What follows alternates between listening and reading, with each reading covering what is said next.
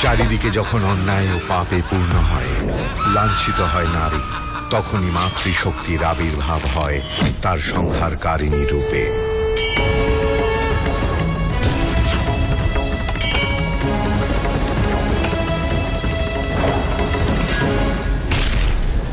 অসুরদের এই পরাজয়ে এবার যুদ্ধক্ষেত্রে হাজির হয় অসুররাজ। ক্ষিপ্ত অসুররাজ তার মায়া বিস্তার করে হস্তির ওপর।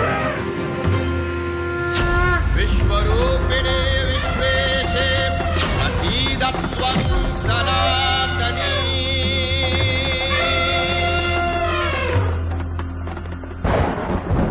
মত্ত হস্তি শান্ত হয় মায়ের আশীর্বাদে।